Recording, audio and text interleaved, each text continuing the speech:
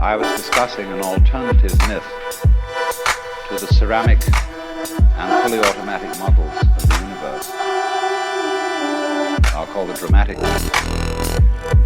The idea that life as we experience it is a big act, and that behind this big act is the player. And the player, or the self as it's called in Hindu philosophy, the Atman, is you. Only you are playing hide and seek, since that is the essential game that's going on. The game of games, the basis of all games, hide and seek. And so since you're playing hide and seek, you are deliberately, although you can't admit this, or won't admit it, you are deliberately forgetting who you really are, what you really are.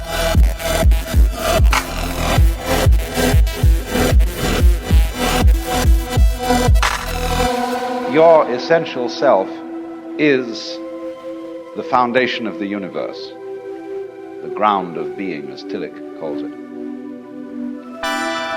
You see, the problem is this. We identify in our experience a differentiation between what we do and what happens to us.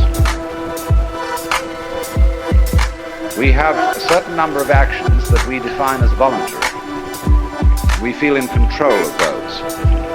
And then over against that, there is all those things that are involuntary. But the dividing line between these two is very arbitrary.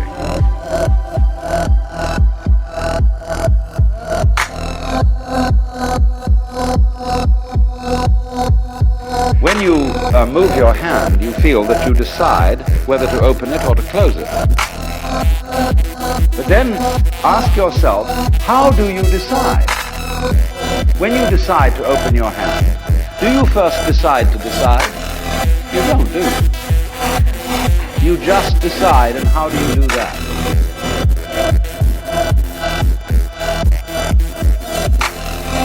So we come to have a very arbitrary definition of self.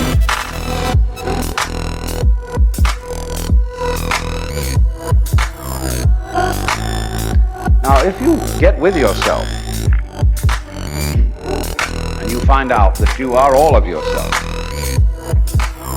a very strange thing happens. You find that your body knows that you are one with the universe.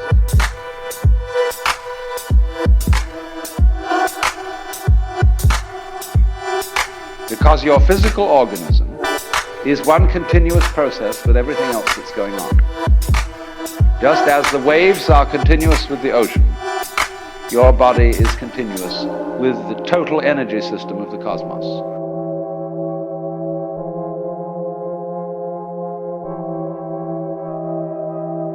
Some people will use a symbolism of the relationship of God to the universe, wherein God is, say, brilliant light,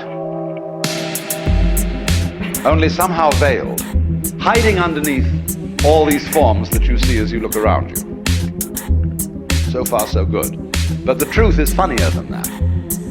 It is that you are looking right at the brilliant light now.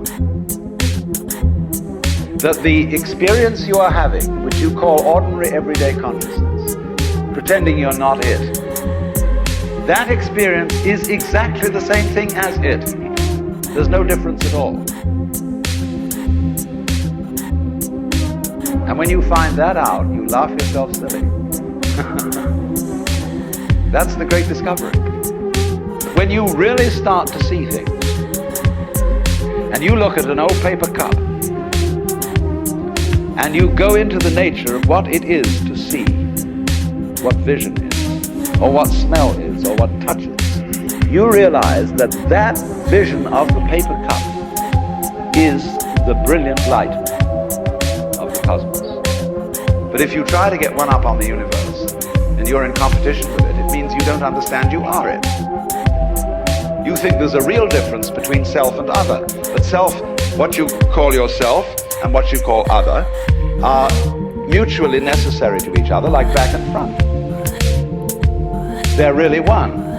But just as a magnet polarizes itself in north and south, but it's all one magnet, so experience polarizes itself as self and other, but it's all one. So if you try to make the North Pole get the mastery of it, or the South Pole get the mastery of the North Pole, you show you don't know what's going on. A guru or teacher who wants to get this across to somebody because he knows it himself. And when you know it, you know, you like others to see it too.